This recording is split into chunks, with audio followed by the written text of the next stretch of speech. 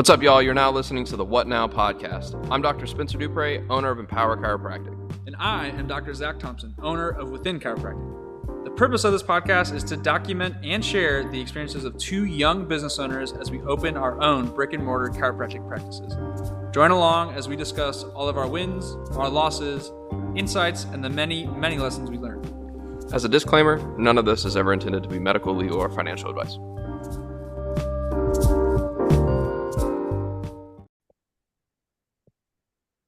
Yo, what is up, everybody? Welcome back to another episode of the What Now podcast. I'm Dr. Spencer Dupre, along with my buddy, Dr. Zach Thompson. We have an awesome episode for you guys. Today, we have a super special guest, Dr. Tony Ebel, Dr. T, the PX Kids Chiro, on the Zoom with us today. Super excited to have you on. Zach, let's get the intro. Yeah, super blessed and excited to have the Gary V of chiropractic, as I like to think of him, Dr. Tony Ebel. Quick bio from Tony. He's the owner of PWC Chiropractic, which he and his wife Christina founded in 2007 with one CA. Just as a shout out, so Tony feels old. That was when I graduated 5th grade. Now, 15 years later, he and his team are serving 1,200 patients a week, with a team of 7 docs, about to be 8, 10 plus CAs, and seeing neurointensive patients coming to see us from all over the US and now other countries as well, which is huge. He and his wife, Christina, they have 4 kids, Addison, Oliver, is it Elena?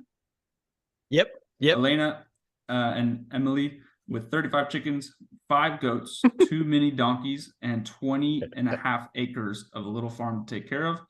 He started PX in 2020, so just 3 years in. God's been huge in helping them grow to nearly 1,000 active members, almost 500 PX certified docs via their PEDS course and program with Life University, and their www.pxdocs.com parent plus public-facing website just hauled past 50,000 views each month and is well on its way to 100,000 and then 1 million. We also asked Tony what he got for Father's Day, since this is 2 days after, and he got a stress ball from Elena to squeeze when he does his online food ordering via Uber Eats or DoorDash, because they said it's the only time, and this is very impressive, the only time Dr. Tony gets stressed is when he is online food ordering. And so we're super excited to have you on, and I can relate. DoorDash and Uber Eats is just so stressful. Welcome to the show, Dr. Tony. Thank you. Yeah, I don't check my HRV during the online. Instacart is the same thing. You hope for the best, but usually it's just it's a disappointment in the end. But we come back to it. So yeah, for sure. Thanks. Thank you for having me, gentlemen. I love this. Been blessed to jam with you guys from the beginning. When you gave the intro, 1, I put all the chickens in there. I just wanted to see if you would read that part, and then 2. When you said 5th grade graduation, I just had a picture of half-grown Dr. Zach walking across the stage in his miniature Lulu pants, getting his 5th grade diploma. Because I know, just like me, brother man, you love your Lulu for sure. We've had that chat. I can be athletic and business all at the same time. Can't beat it. That's right. You could do chores in Lululemon. I don't think most farmers rock Lulu, but I'm not really a farmer anyway, so fake farmers, So are you rocking Carhartt then on the farm? Are you legit? I am. I grew up straight farming, like actual farming, cattle farm, hog farm, corn. Back when Carhartt was for farmers instead of jobless people in coffee shops. That's exactly. So yeah, I wore it for its real purpose, and now when I wear it, I'm like, people are gonna think I'm just chilling at a coffee shop all day if I wear this Carhartt. You gotta be on brand. Yep. Totally. Not that you have much free time to be at the coffee shop. We know you're a caffeine guy. So yeah, we're excited to dive into it. Spencer, you want to fire away with the first question? Yeah, Dr. Tony. Well, kind of give us a little bit of your background. I know that you're from Iowa, correct? Yeah. So give us a little bit of your background, a brief synopsis of where you came from all the way up to like where you're at now and where you want to go. Yes, sir. Yeah. As my forehead wrinkles progress, fellas, it means, been at it for a hot minute or lots of hot minutes now. So, total just a small town kid from Iowa, which I think has everything to do with my family practice and pediatric and just kind of helpfulness obsession. Grew up in a big family, loved it. Didn't say the word chiropractic for 20 years, and what happened for me with the chiropractic space, which has a lot to do with why I love science. I was a full ADHD sensory kid growing up. Had the blessing of not knowing that, had the blessing of growing up a generation ago and in a small town. So there was no pressure for like, hey, you're broken, you need this label, you need this medication, which is pressure, that hit a certain generation. And now parents are swinging it back to our side. We can get into that later. So I went to do this job assignment for some class, put it off to the last minute. My buddy's uncle was a chiropractor. I'm talking literally like that day I had to book it. And he's like, dude, my uncle will probably let you shadow. I think chiropractors are doctors, maybe, kind of, sort of, that might fit. Shadow this dude. Loved it. He loved his job. Patients loved being there. He was working with his hands. He was having a blast. He was crazy successful, and just happy. And so like that whole mix, like all of those ingredients just seemed to spit out like, well, that would be an awesome life. So looked it up online way back in my time. The only school that popped up on the Yahoo search. Jeez, I'm old. Palmer, landed at Palmer. Fell in love with chiropractic through science because I just really, really love science. And I had to, like we all do in school, I had to fight to actually get the science of chiropractic. So I got to learn from the Dr. Chestnuts and the Dr. Murphys and Dr. Fletchers of the world. So I kind of had this clean path through really strong philosophy, science, Gonstead training for adjusting, had a CA job. I wanted to learn more about chiropractic, had never been adjusted. And so I took a CA job in undergrad and getting through it here. I then just fell in love with pediatrics because met Christina in undergrad. We had a baby 2 weeks before we graduated, just in case starting a practice wasn't going to be crazy enough. We thought we'd throw Addison in the mix. And so my startup for chiropractic, which is most pertinent to this awesome podcast, I knew exactly what I wanted to do, serve pregnant moms, kids, and families. And I'd spent 8 years and all that money getting zero training to actually be able to do it. Right. So I ended up with multiple coaches and multiple programs I went through, which was a perfect path for me. And now we've built PX to make a path instead of kind of having to run around like a chicken with my head cut off like I was. So I had a business coach, but their business of chiropractic was very back pain, neck pain, and insurance and rehab. So I took what I needed to from there. I took all this pediatric training. A lot of it sent me sideways, but I pulled the good out of it. Basically, I took those two worlds, different coaching and programs together. And it probably took me 5, 6, 7 years or whatever the number was to actually streamline it and farmer it together. And all of a sudden I woke up one day and it was like, dang, this is truly the practice of my dreams. And, it's subluxation based. It's all families and kids. It's all cash. It's really successful, giving my family a great life. And obviously in the mix of all that is Oliver, just his traumatic birth and everything I had been studying and doing. God just sent us him for clarification and probably just flat out multiplication, right? Just being like, this is what you're doing. The one thing, not all the things. Chiropractors get caught up in all the things. And Oliver just clarified the one thing for me. Would you mind diving in just for the listeners that may have not know or have heard of Oliver's story and the way that's come about over the last several years? Yeah. So early on, 2008, so second year of practice, just because I loved the science stuff, right? And I was starting to learn about birth trauma and dysautonomia and all the things that you guys have learned from me, right? And all the subluxation model. I think I honestly put it into a PowerPoint to make sense of it myself. And that's actually a good hack for everybody. Like if your brain is making sense of things, it can't stop thinking of something, whether it's science or a strategic plan for your business or whatever. Like you just need to get to a space. You need to get to a coffee shop with your laptop or a pen and a paper, right? And you just need to map this thing out step by step. So I built this perfect storm workshop, never knowing it would be my number one practice grower, right? Turning this into a pediatric chiropractic workshop. And then we'd turn it obviously loose on social media. So I had put together the fact that it's not really gluten, casein, and red dye number 40 that is destroying lives, which is what most people in the natural health space certainly isn't genetics. It's subluxation, it's birth trauma, it's then dysautonomia, and it sets all this in motion. I just blueprinted the science, and then Oliver had a traumatic birth, a really fast birth, whiplash injury right in front of my eyes, to his brainstem, not breathing, helicopter ride, from one hospital to another, 6 weeks in the NICU, and was supposed to not make it. And if he did, brain damage, his MRI had brain damage, his EEG had severe, what's called burst suppression seizures, where the brain seizes. He would seize for about, 6 to 8 seconds, and then his brain would go dormant in a protective response. And Oliver had medicine that saved him because they're great at putting out fires. And then he had me, who was an already trained, ready to take care of kids chiropractor. So there's a mentorship lesson in that with Oliver, and just adjusted him 2, 3, 4, 5 times a day, all the way through that. And the dude left the hospital, perfectly clear EEG, perfectly clear MRI, off every medication, and a bunch of, Harvard trained experts looking at me like, what did you just do? And I'm like, I was in here for 6 weeks telling you morons all about disafferentation. You didn't listen. Your head's up, your sacrum, so that's Oliver. He's 14. Jack, that's amazing. 5'10". He's a pretty solid hooper now too, right? Killing it. Shoots hoops. Just got a work ethic for days. He gets up. He's probably got 200 shots in by 7 a.m. out here on the farm.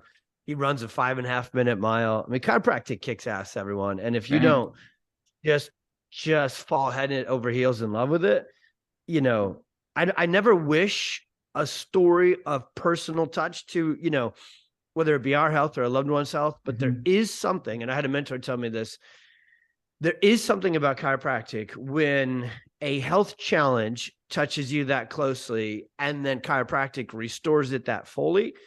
There's something to that, right? It just is what it is. And you don't have to wait for it. My thing, and you guys know this, my thing is to prepare for it, not wait for it and then be like, oh, I'll let that be my catalyst. Be your own damn catalyst, so that when Oliver arrives on your doorstep, whether he's a patient or your child or your uncle, you're ready. That's awesome. Yep. That's awesome. Was that? Go ahead, Spencer. Oh, I was just going to say, I think that your story of Oliver and the way that it shifted the tone in your life, right? Because obviously it does, is one of the biggest reasons why, like, you are, for me at least, so easily to resonate with, because of my mom's spinal cord injury. Like when you say, medicine saved him, like it's so big, right? And my why for my practice is just so much bigger. And so that's why I think it's been so easy for me to just like dive head over heels, like, and face first into PX, is because that why is like so deeply rooted, and it touches closer to home than say like, I just had some back pain playing football or something like that. It's like really a life or death situation, or it's really like a, I can either go this way or that way. And it's like, there's an actual answer that God's body, that God's creation is all perfect and all healing. And so there's so much potential in that. Kind of what I wanted to ask you in follow up to that story is, how did you feel that shifted your mindset, your personality, your perspective? Like, where did you feel like after Oliver's story, how did you notice the tone of your life change? Yeah, that's actually a super easy and pretty succinct answer. It just made everything else matter less. So if you think of it almost kind of like, you're choosing a direction to go and you have multiple options, that's what crushes chiropractic. For some reason, we have multiple options. You could do this functional, we don't even need to go through the list, right? Like, there's so many non-chiropractic options for chiropractors. It's super weird. And I, loving learning and loving health and not having any of this growing up, I was attracted to all of it in my early stage, right? And so what Oliver gave was that clarification of a very narrow direction. And so it was almost like all the other pieces just fell off the game board, and I only needed to play one game for the rest of my life. And I know that was really pivotal for me, because I do have that ADHD entrepreneur, work where I was like, I could do 7 things at once and actually probably enjoy it. So that was the biggest pivot shift for me. And so for everybody listening, like, it doesn't need to be, we don't wish you to, Spencer doesn't wish to be your mom, right? And I don't wish it to be your son. when you have a family practice, God called you to be a chiropractor. You care that much about your patients. You need one patient to have ridiculously miraculous results with chiropractic. And if you're paying attention, that will grab you and pull you, and away you go. Right. Very right. true. And it's so, I mean, having that ability to step away is so big. And going off that, one thing I've started to notice being a year and a half post-graduation is that I think a lot of chiropractors without the experience decide to niche down immediately.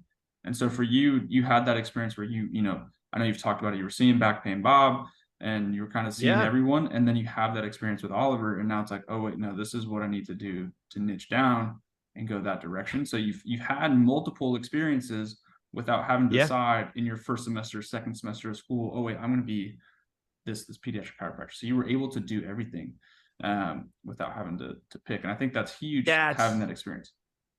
That's genius, brother, man. That's a great insight to share, because you owe it to yourself to take the action to earn that experience, and everything is earned, right? Good, bad, and everything in between. And so the way you can really, swim upstream and make that happen. And you two are great examples of this and continue to do it to today. And I find, you got more clarity. That's your job on break from school. Okay. Even in chiropractic school, there's plenty of time to go bowling, play softball, and drink IPAs. Like, it's just real, like you got time to have fun. But when you've got the space, go to every kind of office and every kind of seminar possible.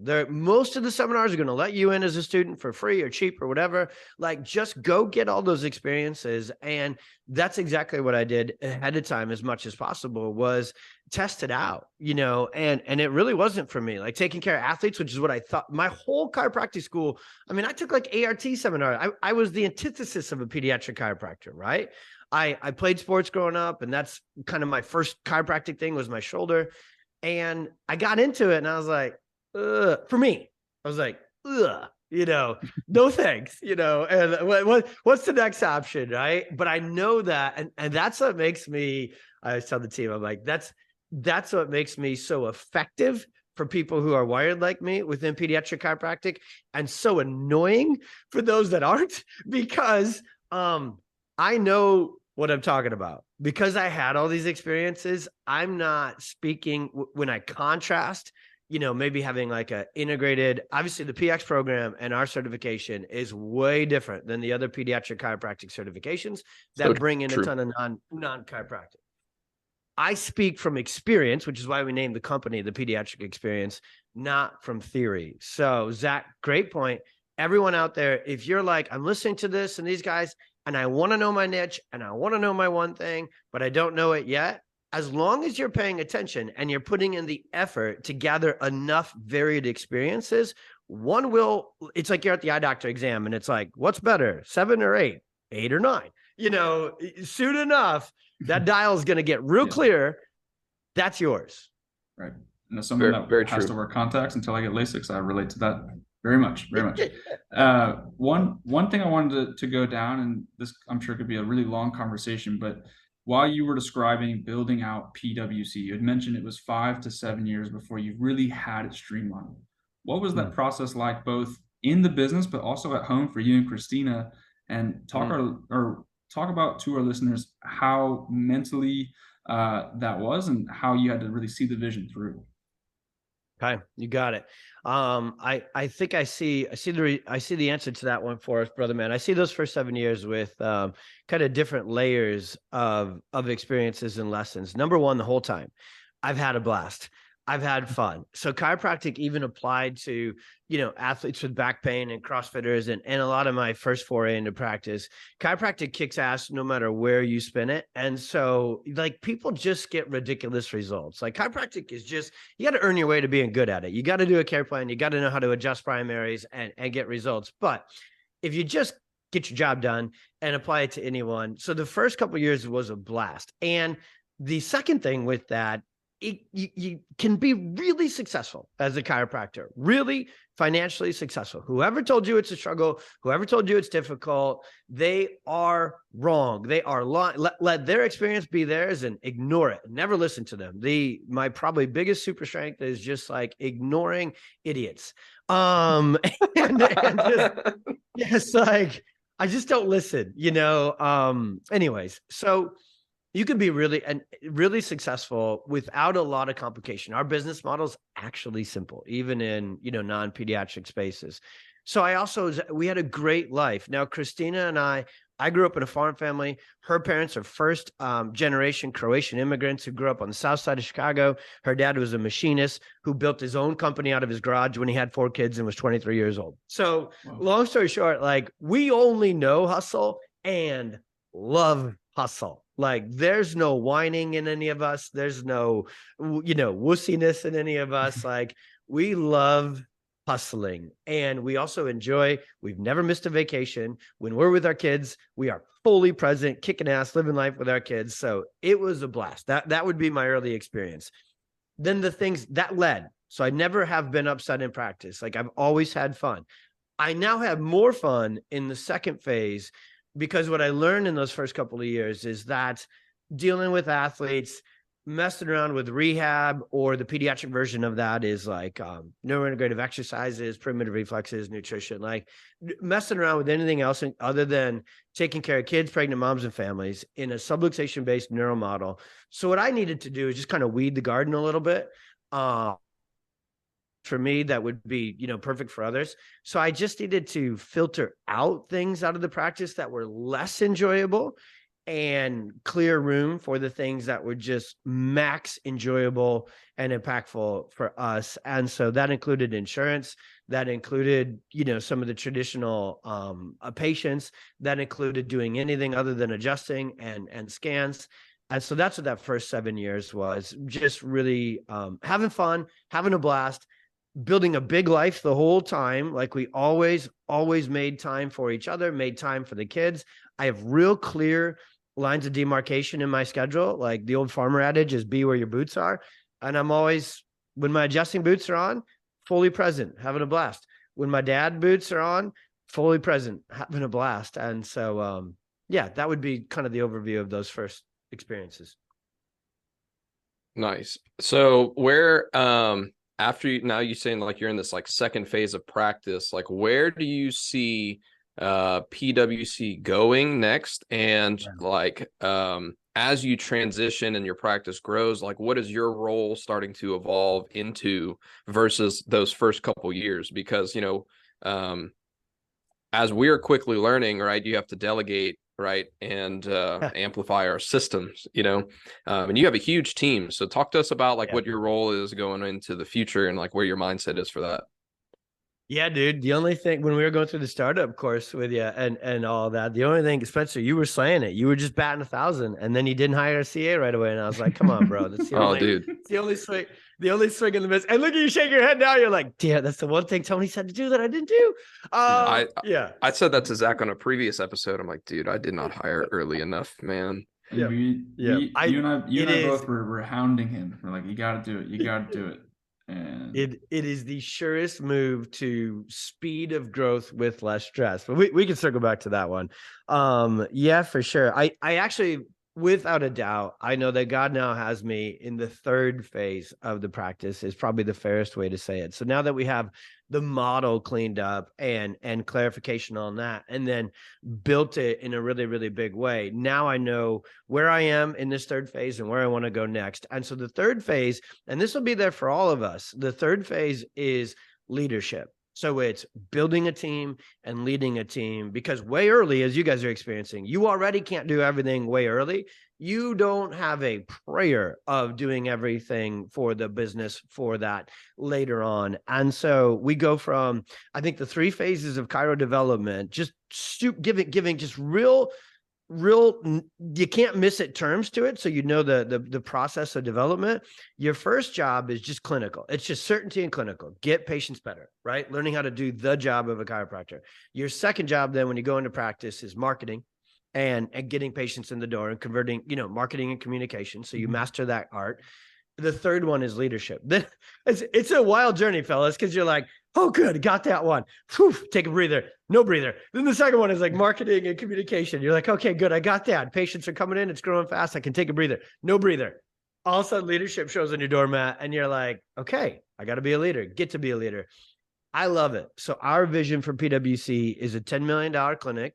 Our vision is, actually, I know you guys have listened to the last few episodes, super similar. We build a 10 doctor, 20 doctor team, $10 million practice, I'd really like to have the BJ Palmer Sanitarium come back, Zach, and do that and be there for those kids who are medicated and just literally intake them, in-house them into a chiropractic clinic, and do that. There will be, if I hadn't been called into teaching other chiropractors, traveling and now doing PX, we would already have 8 to 10 locations around Chicago where PwC would still be this 10,000 square foot, hub mega center in Crystal Lake. But the way it works in metros, you guys have it down there and most everywhere, everybody could come to that place for their first day 1, day 2, the scans, the big show. They could come back there once a month for scans and then have adjusting only clinics all around where we take young docs and it's just open. We have families with our pediatric perfect storm specialty. We have families driving long distances all the time. I always joke with the staff, like, does anybody who lives in the zip codes of Crystal Lake actually know that PwC is here? Because the rest of the world knows, like, we got patients flying in this summer from other countries. And it's like that. So spreading out a little bit and but that'll be 2 things in one, fellas. I don't need to do all that. I'm continuing to raise up leaders on the team. And if we choose, so I'll need leaders to take us to 10 million in one location, and I'll need leaders to take us in 10 locations as well. So that doesn't all fall on me. That's amazing. Man, I think that's a really good way to follow into like my next question. This is probably the one thing that like I really wanted to ask you today. So you hire a bunch of doctors, right? What are some character traits or what are some personality traits that you find that are common, and like what is the common denominator in pediatric chiropractors versus other chiropractors that you have noticed in your career? You got it. Damn good question. I think I see this answer kind of two different lists that need to become one, because you got to have this ideal associate chiropractor character.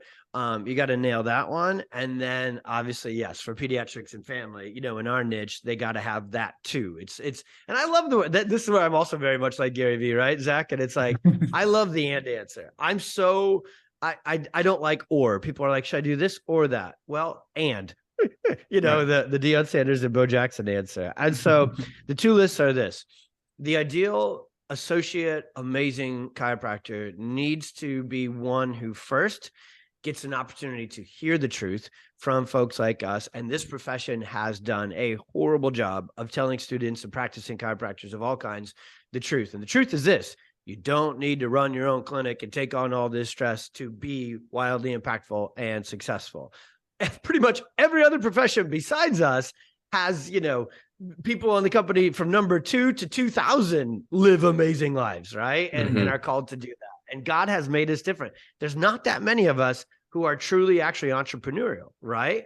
And so you got to get them that truth first, and that truth has to resonate with them. So the way I look at that, and I would think about the answer here, Spencer, is you want someone who has an ownership mentality, meaning their mission and impact driven so much, but they come right up to the edge of that mentality and then they don't want it. So generally the way you can look at that and talk to people is they're more risk averse than a business owner would be. So they're driven like crazy. So I've got a team of them, right? The Matts and the Jackies and the Jakes. And so I've got great case studies to know what this human looks like. They are driven out of their eyeballs just like we are. But for whatever reason, they're risk averse more so in terms of like financial investments and those things. They want to be a little more steady Eddie. They don't really want to be the marketing person and be that face of the practice. They want to be in it serving, but not outside responsible for the marketing and the branding. And then they don't necessarily want to be in terms of like leading people, and all that. So you find that character attribute. They're just humble. They're a servant leader. If I could give you 2 words to encompass all that, they're a servant leader who doesn't have to be an entrepreneur out front to feel good about themselves. Then peds, you have to have someone who literally has empathy and compassion coming out of their eyeballs. Okay. They cannot be about themselves. Not even a little bit. In a pediatric and a family practice, you have to just have it naturally blueprinted in you that you care. And I think the distance has to be a good distance, that you care more about others, particularly obviously kids and families, than you do yourself. Now, the coolest thing about that, people always mishear that, right? And there's really, this is some great scripture on this as well. You know, and I think it's actually C.S. Lewis that says, you know, being humble isn't thinking less of yourself. It's thinking of others more. Mm-hmm. And so you still, you know, at your core, you're still obsessed with self-confidence and self-growth and success. You're not putting that to the side in the name of service and sacrifice. Oh, no. In fact, you understand the equation goes, the more successful I am, the more impactful I am. Right. So I am driven to be successful. I have KPIs and targets and goals and, you know, and F-150s, you know, that and Raptors that are out there on the list. And because I get obsessed with it because I know what will come from it.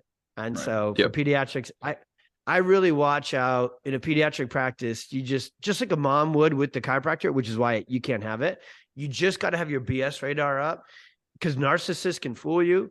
They can be like, oh no, I'm here to serve. I'm here to do this. But you can usually smell that real quick, real easy when someone has a ego instead of humility. Yeah, I think I heard it. Very true. That C.S. Lewis, our former pastor of the church Spencer and I went to, Earl McLennan, he said it best. You know, don't confuse you being humble with false humility. There's no need to you know think of yourself less, and that's what being humble is. That's great. So going off that, in building that team, right? You hire your first associate. You now have 7, about to be 8. What is that like? I'm assuming it's not like herding cats, because these are very well groomed, for lack of better words, highly educated individuals. What is it like on a daily basis showing up to lead these guys?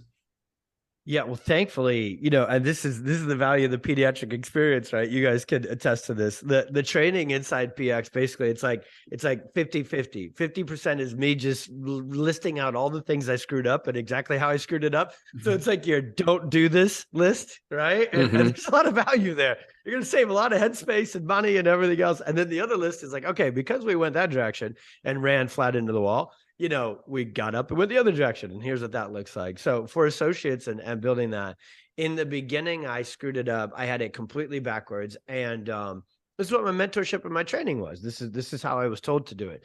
Now, I'm also still a different human. I don't blame those mentors and coaches. I paid them and asked them these questions. So I just chose the wrong coach, got the wrong advice, took the wrong action. If I'd have chose better on the front end, I'd have had better outcomes. And so this is what we want to be with PX, is just a good, clean choice for those that align with. And so what we were told to do was that associates and team members are all driven by math, right? Like, as long as you just set these goals and they can hit these bonuses and they can have all this, like, just super great bonus structure and yada, yada. So everything was about the contract and the salary and the bonuses and the KPIs and you know, feed them this. And that works for a short amount of, it's like fear-based, you know, communication. It'll probably get somebody started and then they're never staying and they're never coming back. And so when you do it with math first, you can't leave the finances out. They deserve a massively awesome salary and a massively awesome bonus structure, because chiropractic is an awesome business and we do really well financially, and they're a huge part of it, so they should share. But the first lesson learned was that it literally needs to be, and it's going to sound super cliche, everyone, it has to be impact and mission driven first, and then you make the money match to the mission and the impact created. And so I was going B to A, and I turned over a team again and again and again, both CAs and associates, and it kind of just kept hitting my head against the wall. And I actually then just hired another KPI. I went to another coaching group, and that was all about spreadsheets and math. And they had never built, I'll try and simplify it. just listen to the advice of someone who's actually done it successfly. If somebody, do you know how many, this is a rant, guys, this is a tangent, but it's a very on point tangent. Okay. Do you know that 90, maybe 95% of chiropractic coaches currently in our profession have never successfully had associates?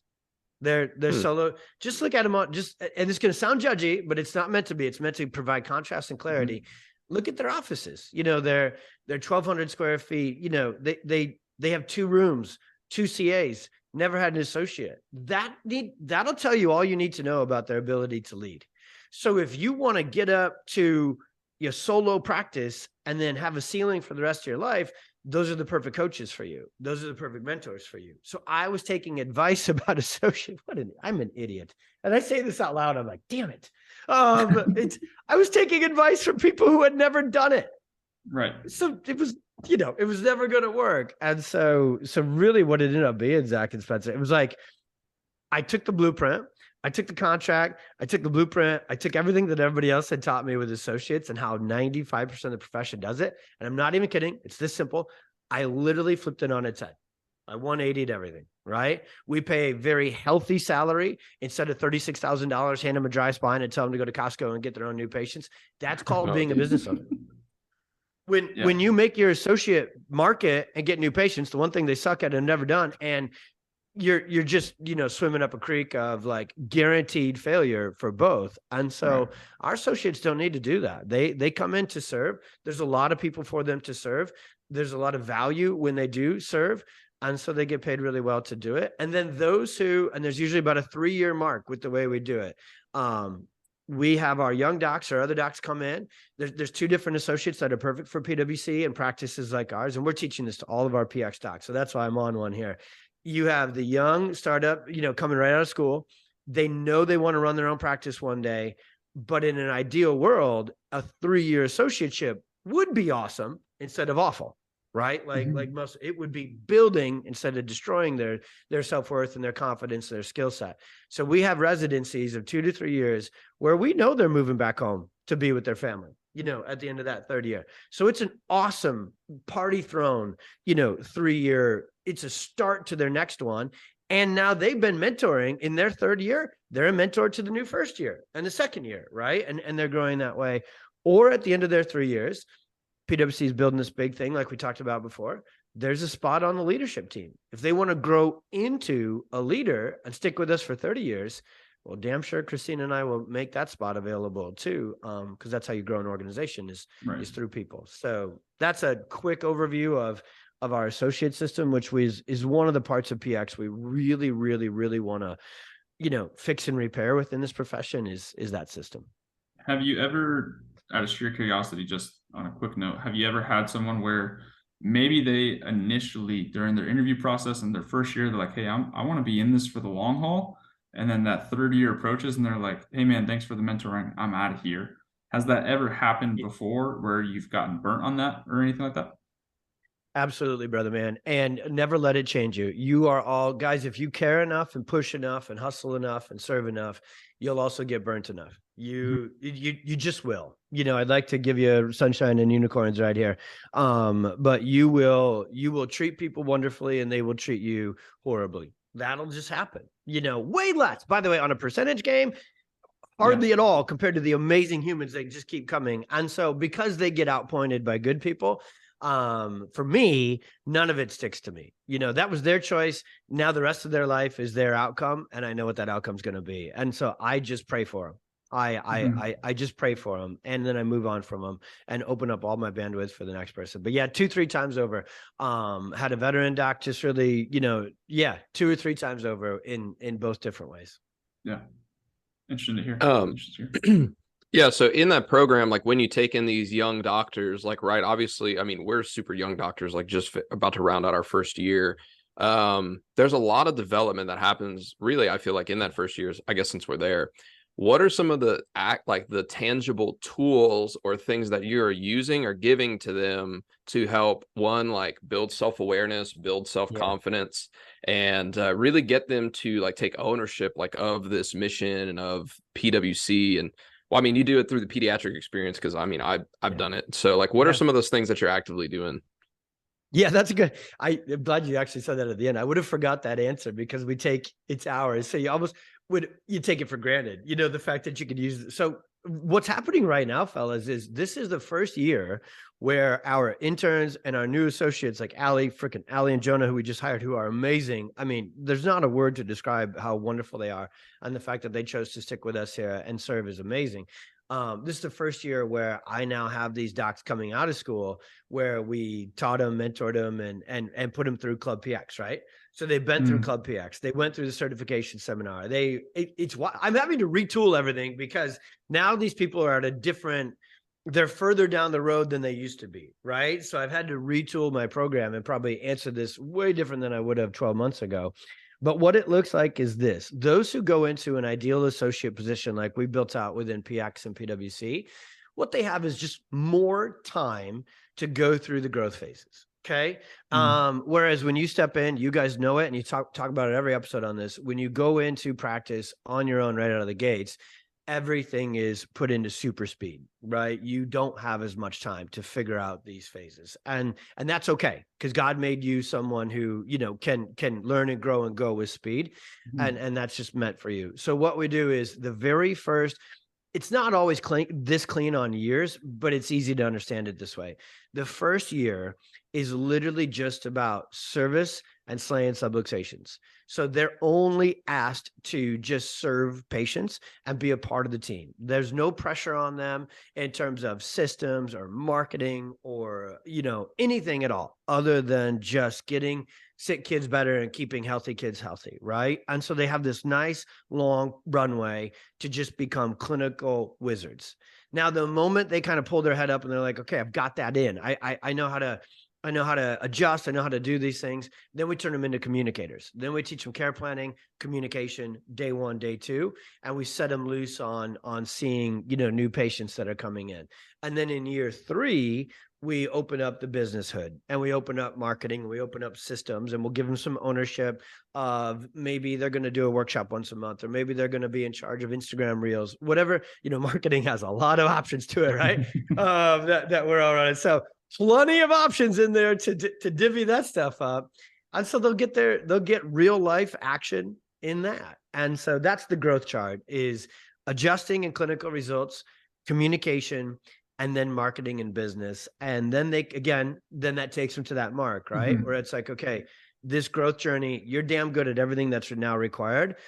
Go serve in where you're called to serve, or stay here and we'll just keep putting you in play there.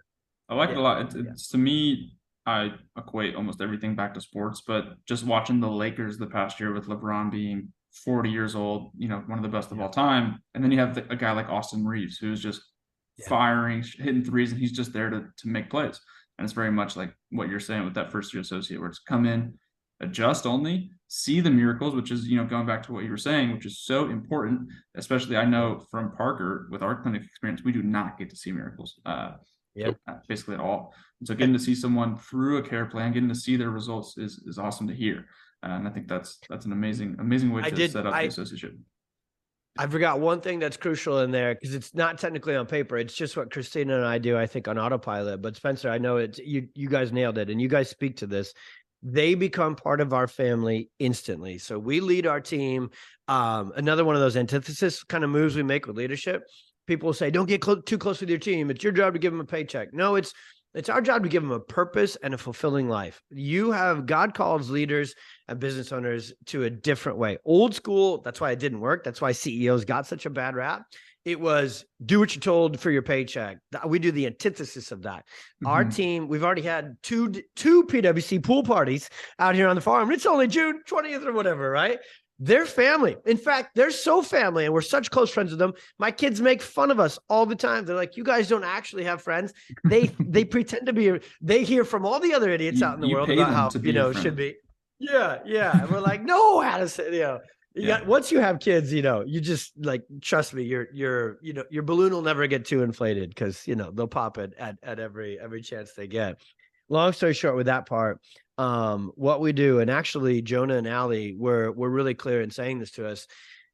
And they want to be around us for the life aspect, for the character aspect, for the faith aspect, for the marriage aspect, for the parenting aspect, for, and so what we do, you guys, and not everybody's comfortable doing this, but I think if you don't do this, you're never going to have a great team and build legendary things.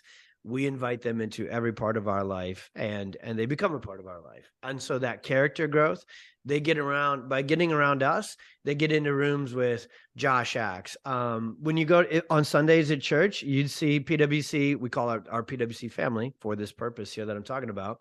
We basically take up a whole section, at church, and we're there together and do that. Our kids are in youth group together. I have zero doubt there's going to be marriages fostered from, CA's kids to these sort of, there's going to be chiropractic marriages and weddings one day. And so I went in the wrong order, Spencer. The right answer, the first answer is that they're staying here to be a part of our family and learn how to live this kind of a life of servant leadership and enjoyment and impact. And then the chiropractic jobs are taught after that. Yeah, and I think that's something I've picked up, from guys like yourself. I'm mentored by Travis Stewart, and we were having a conversation where there's this almost the shift in this kind of new CEO, at least in the chiropractic world, where instead of referring to my CA or my associate, we're just referring to them as their names, and you have no idea what their job title is, because not only they might be your office manager, they might be your CA, but they're a person and they have a purpose and they have all of this. I think that really elevates the overall setting of the practice and really makes a game changer. And it's something I've taken away from. I mean, I'm not a part of PX, maybe I should be, but taken away from listening to all your free stuff. Yeah, you should be. That's not a maybe. Maybes and shoulds don't get you very far, broski. True. This is true. I know what I'm doing after the podcast, but something I've taken away from listening to you is you never refer to them as your CA or your associate. It's always by their name, and then you let people know what they're doing. Yeah, so that's awesome. Sir. How is that? Yeah, words. How has that been balanced? In practicing, I don't really like to talk too often about boundaries, but you're having all these people over to your family. How has that been practicing boundaries, especially for you and Christina, and having the time together as a couple? Yeah, it's way simpler than I think everybody makes it. The whole balance thing, and across, you can take that word and go everywhere else with it. It only gets complicated when we make it complicated. It's like chiropractic. The public is only confused by chiropractic because chiropractic got confused first, right? And it is literally we're cause doctors, so there's just a cause and then there's the effect, right? And so because people try and make it this clean, perfect, with my spouse who runs the company with me at dinner, we're not going to talk about dinner. Christina and I would literally be like, Ricky, I'd be like, what do you want to talk about? I don't know.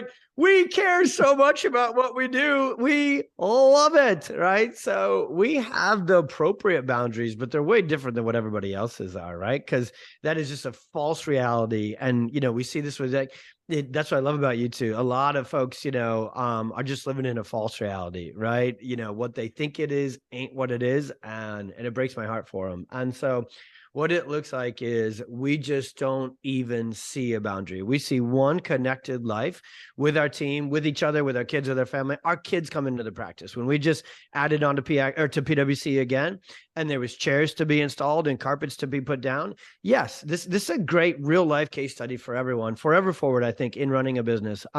Certainly, we could afford to pay someone to put the chairs together from poly and bark. Basically, Christina, is the Joanna Gaines of chiropractic. So PWC will always look like a badass coffee shop and all that. So we get high-end furniture and all this other sort of stuff. We could pay someone to have put those together on those weekends that we expanded PWC, the Saturdays and the Sundays, and we could have been in our pool or doing our things. We love the thing that we do, which is business. And so our kids came in and always will. And Oliver installed furniture, and the little Tiny is Amelia's nickname, and Elena, when we put the carpet down, they were my human carpet rollers. So I would literally roll them over the carpet to get it to flatten onto it. Just another example. 15 years later, I can tell you our kids are business owners with us. Our team members are business owners with us. Do they technically have a line in the sand where they can turn it off?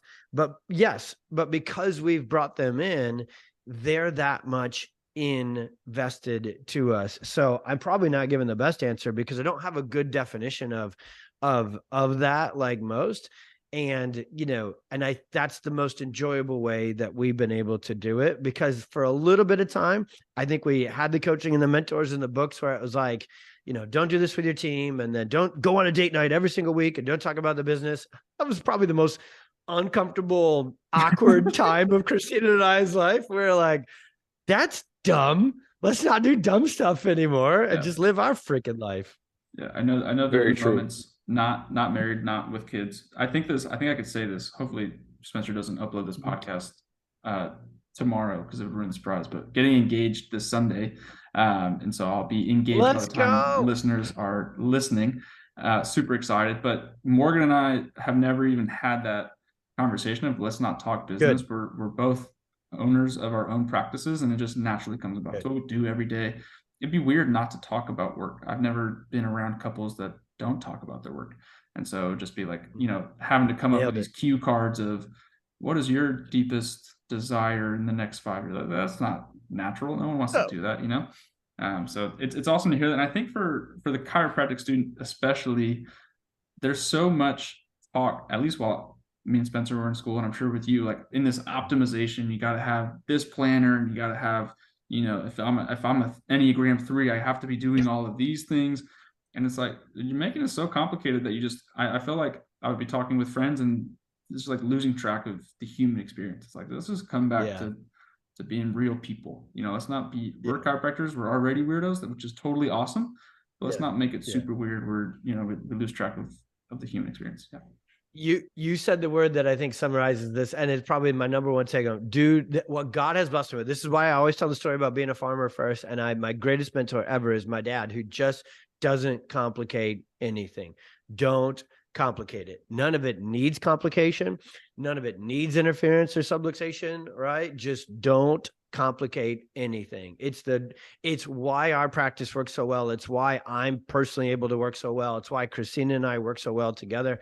And it's why PX works so well as a mentorship and a training, because there's just not complication into it. And if you don't inject it in, you don't get it out. And so those would be my number one. Maybe that should be my tattoo, right? Don't complicate it. And somebody asked me a question, I'd just be like, that's the answer. It's on my arm. And I wrote it, I would have it so that you could read it.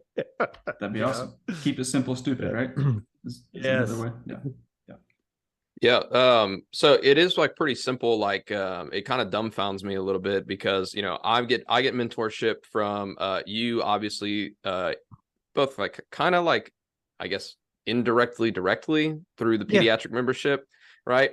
But I get live training every Tuesday also by Dr. Matt Morris, where he mentors me and stuff. And I'm like, hey, how do I move into the CVO role as fast as possible? Which, like, in that org chart, it's the chief vision officer, which is like, where you're at. That's where Matt is.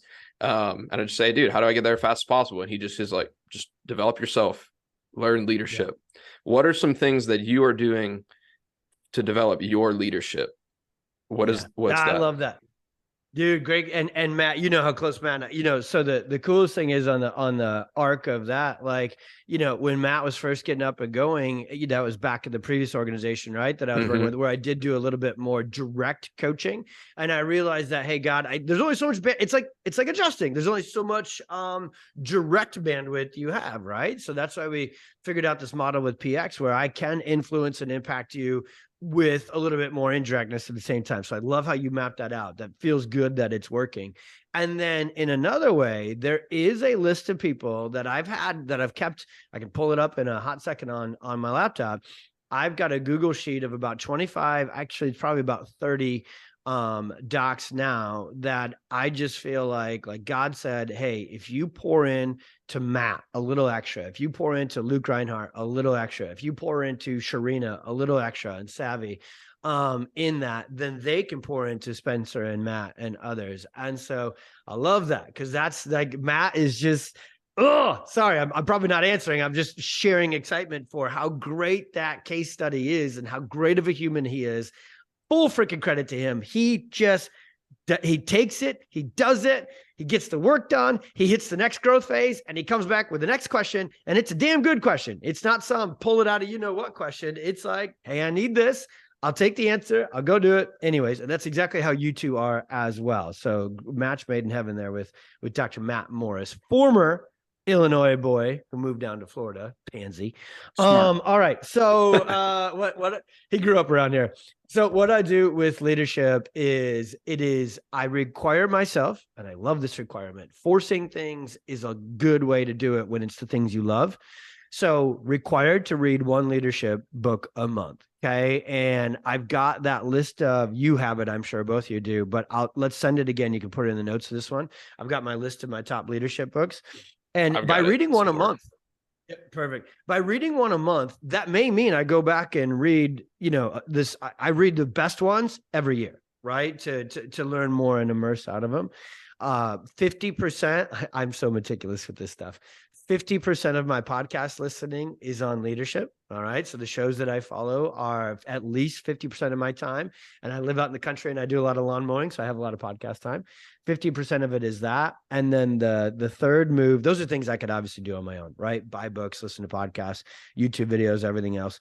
The third one is I pay to be mentored. So I'm a part of the Leaders Mastermind with Dr. Axon and those guys. And about 3-4 years ago, back when we were going through those phases earlier, and I realized, holy crap, dude, nobody told you, but you're in the leadership phase and you suck at it. And the coaches I had never succeeded at it. I needed to exit that group and go to one that was their thing. And it's in the freaking name, right? Yeah. With leaders and all that. So that's a great website to follow. That's a great Instagram, the Leaders Mastermind, the Leaders Instagram, leaders.com. That is God's mission for him right now. Obviously, he's made a huge impact in the natural health and nutrition and supplementation space. And that phase of his is done and others are running it. And he bought leaders.com, literally the URL www.leaders.com. And they will enter the sports and the media world with character and core values and faith. And so I love being a part of that. And it has changed my life to learn how to lead by someone who's actually done it. That's awesome. I have 2 questions. I mean, Spencer and I both love leadership as well. Are you more of a John Gordon or John Maxwell fan is the first question. John Maxwell. Maxwell. That's hard to choose. I go right just because I love things in order. You'll find when you sign up for PX this afternoon that see what I did there? Everything is taught as sequentially. It's like step 1, step 2, step 3. So Maxwell's books all have a number and a list, right? 21 irrefutable laws. Yeah. Yep. Awesome. I'll vouch for the order of PX. I'll vouch for that. I was the guy that picked and chose, and I was like, oh, I think I want to learn about this. I think I want to learn about that. And then I was like, I don't understand it out of context. And then I started doing it. And every time I would finish the first section, it would show up in practice. The second section, but dude, when I finished, I didn't get a perfect storm case until I finished the perfect storm clinical. Yep. And I was like, oh, dude, I was like, because God is like, oh, man, you're ready for it now. I didn't start like kicking up my SEO until I finished the marketing stuff. I didn't start converting and like didn't pay in fulls until I did the communication and all that stuff. So kudos to your order. And I'll vouch for you. Dude, thank you for sharing that, because the team and I go back and forth on that all the time, wanting to serve people best. It's like, okay, if somebody comes in and they really are just excited to jump into marketing, should there be a blueprint? And they can, but like the best order always is in sequence, right? So yeah, cool, man. Awesome.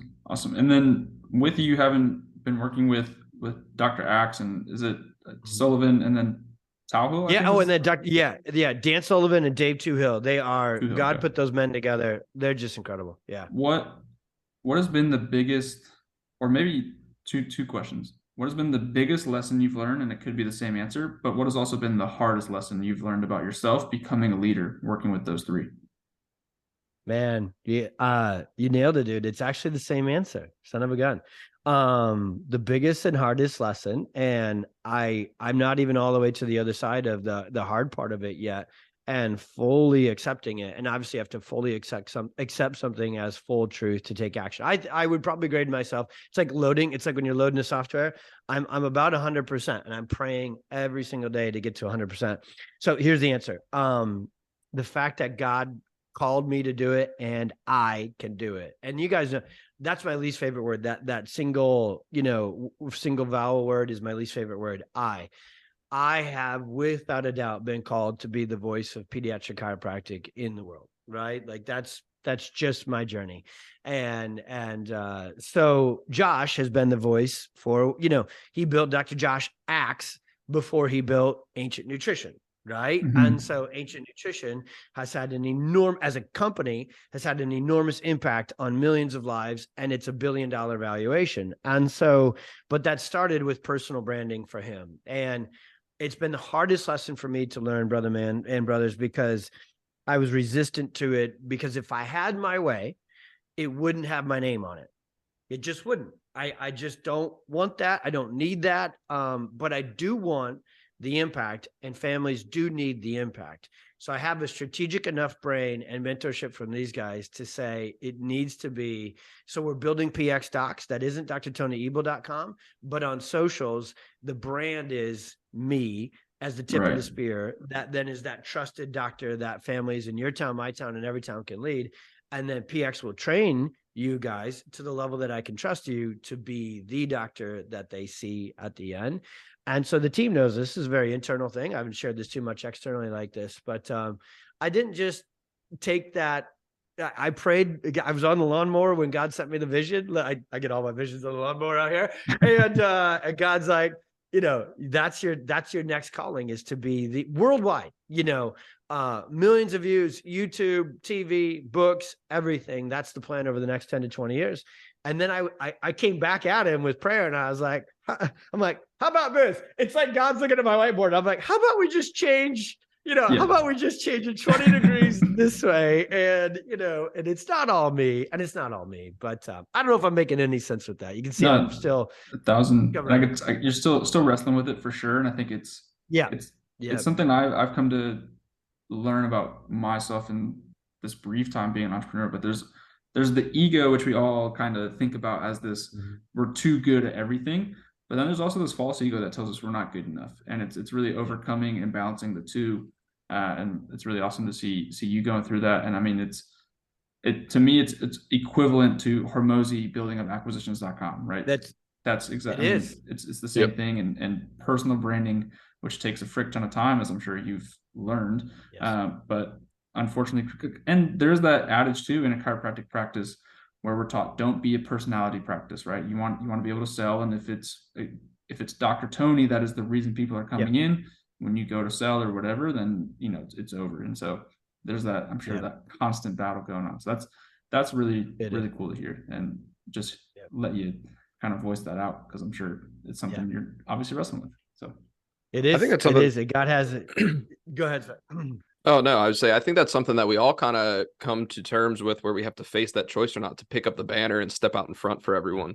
And it just to the level of degree that we feel comfortable doing that is whatever. I mean, I think on our Vision podcast episode, I said I feel like I have to be the next person to kind of like lead the education space and like bring true chiropractic philosophy back to other chiropractors, and so I feel a calling to eventually lead, out of business into teaching, because you don't get it in the education space, and I love to teach.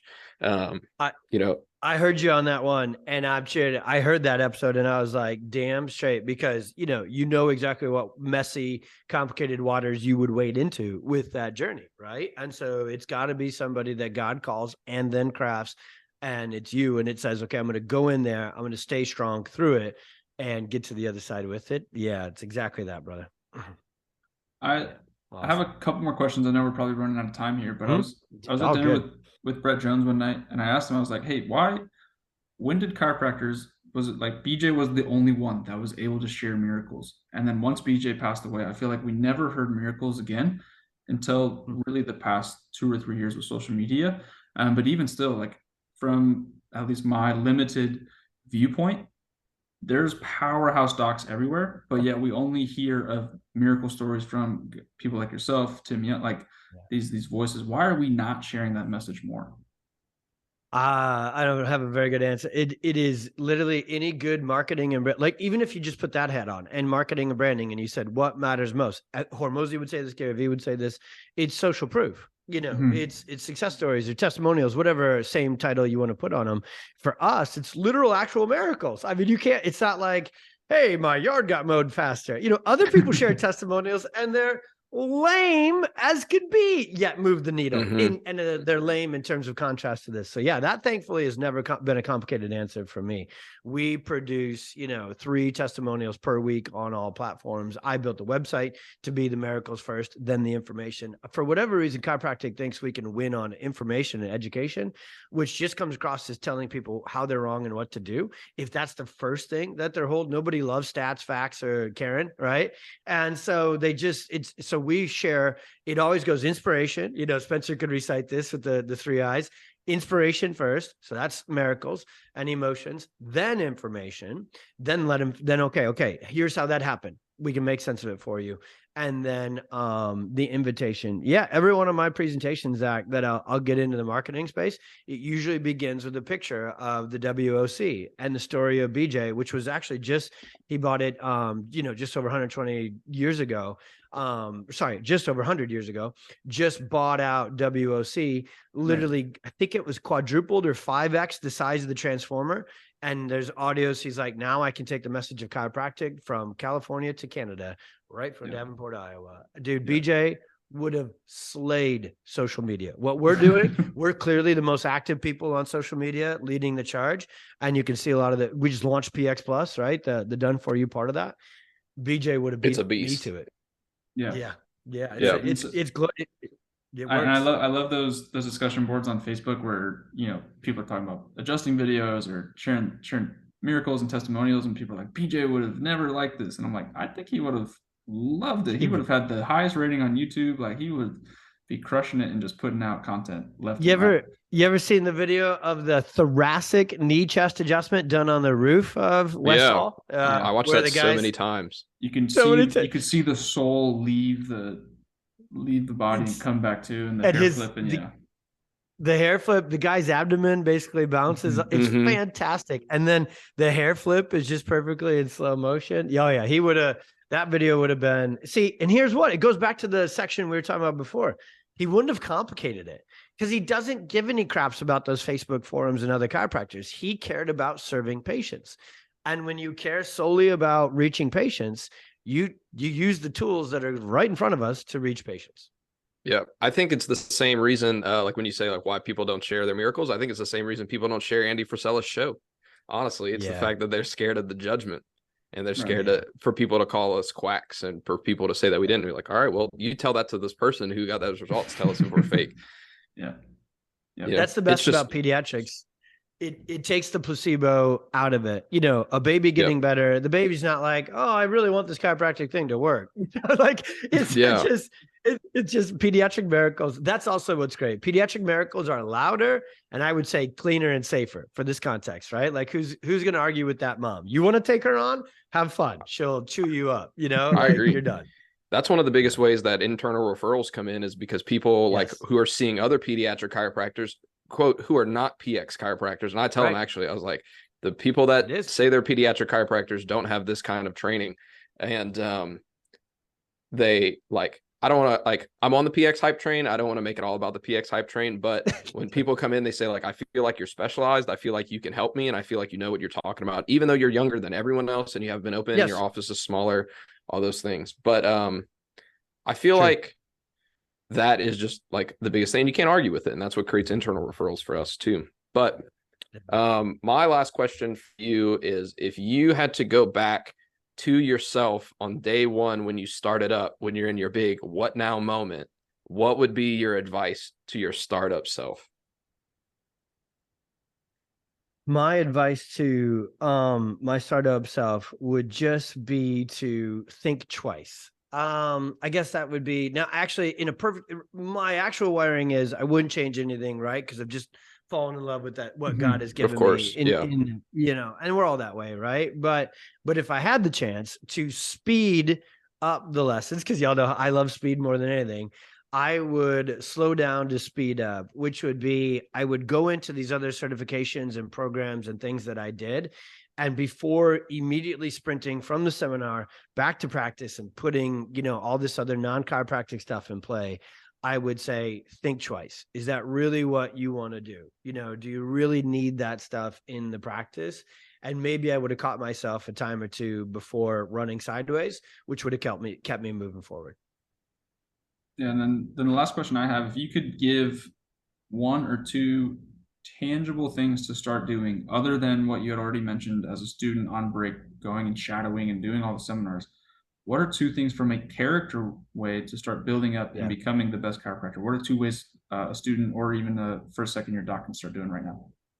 Yeah, I love that. The character, and you injected the part that goes right to where I was going to answer. So you need a chiropractic mentor in terms of like, hey, I can go here to learn how to adjust, and I can go here to learn how to communicate and market and build a business. And, you could almost kind of call that a coach, right? Or a teacher in that frame.